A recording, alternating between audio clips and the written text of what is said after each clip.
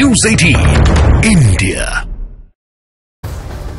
और हिमाचल प्रदेश में कांग्रेस को लेकर बड़ी खबर। हिमाचल प्रदेश भेजे गए ऑब्जर्वर कल तक अपनी रिपोर्ट कांग्रेस अध्यक्ष को सौंपेंगे, यानी कांग्रेस अब पूरी तरह एक्शन मोड में है और हिमाचल को लेकर जल्द ही फैसला यहां पर हो सकता है। कल तक आला कमान को पर्यवेक्षक अपनी ये रिपोर्ट पूरी तरह से सौंप देंगे। एक एक शब्द जो होंगे, देखिए ये यहां पर कांग्रेस के लिए मायने रखता है, क्योंकि उत्तर भारत में उसके पास जो एक प्रदेश है वो भी हाथ से जाता हुआ उसे नजर आ रहा है। और खासतौर से अब जब लोकसभा चुनाव सर पर है, बड़ी मुश्किल से एक एक राज्य में सत्ता कांग्रेस की कायम होती है, उसमें भी अंतर्कलह सामने आ जाती है, मतभेद मनभेद में तब्दील हो जाते हैं। ऐसे में ये रिपोर्ट जो है बहुत बहुत ज्यादा कांग्रेस के खेमे के लिए अब मायने रखती है।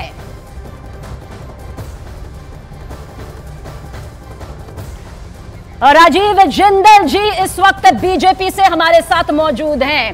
राजीव जी, सबसे पहला सवाल यही है, हिमाचल प्रदेश की सियासत में क्या खुद बीजेपी ने ऐसा सोचा था यह मौका आएगा कि हाथ से यहां पर कांग्रेस की सत्ता जो है वो निकलती नजर आ जाएगी? सभी दर्शकों को मेरा सादर नमस्कार। महत्वपूर्ण बात किसी सत्ता के आने और जाने का नहीं है, पर हिमाचल प्रदेश के इतिहास में ये पहला अवसर है जब 1 साल 2 महीने के अंदर ये जो वर्तमान कांग्रेस की सरकार है ये अपना इकबाल इस्तकबाल खो चुकी है। जनमानस 1 साल के अंदर बुरी तरह से त्रस्त है। उस हिमाचल प्रदेश राजीव बिंदल जी, माफ कीजिएगा आपको रोक रही हूं, लेकिन अब सवाल जो ये खड़ा हो रहा है वो अभी जो सत्ता पक्ष में है और आप विपक्ष में हैं, वो सवाल ये उठा रहे हैं और गंभीर संगीन आरोप लगा रहे हैं। 40 हमारे थे, 25 उनके थे, बावजूद इसके अगर ये पूरा समीकरण बिगड़ रहा है तो खरीद फरोख्त है, बड़ी साजिश यहां पर सुक्कू सरकार को गिराने की गई है, बीजेपी पर आरोप। अगर जी आप मेरा उत्तर नहीं सुनेंगे तो आप आरोप जो मर्जी लगाते रहें, आप सुनने की तो धैर्य रखिए। जी। अब ये जो कांग्रेस के विधायक जिन्होंने भाजपा को वोट दिया है वो कितने परेशान होंगे और किस तरह से उन्होंने दिखाने के बाद वोट दिखाना पड़ता है और वोट कैसे चुनाव लड़ा जाता है, कैसे जीता जाता है। जब कोई चुनाव लड़ता है तब उसको पता लगता है और उनको इस बात का एहसास भी था कि जब हम वोट दिखाएंगे तो हमारे साथ क्या कार्रवाई हो सकती है। उसके बावजूद उन्होंने वोट दिखाया है, अर्थात कांग्रेस पार्टी, कांग्रेस की सरकार, इसके अंदर बहुत जबरदस्त रिजेंटमेंट है और उस रिजेंटमेंट का रिफ्लेक्शन है ये। और वो जो रिजेंटमेंट है वो हिमाचल प्रदेश की जनता की रिजेंटमेंट है जो यहाँ पर दिखाई देती है।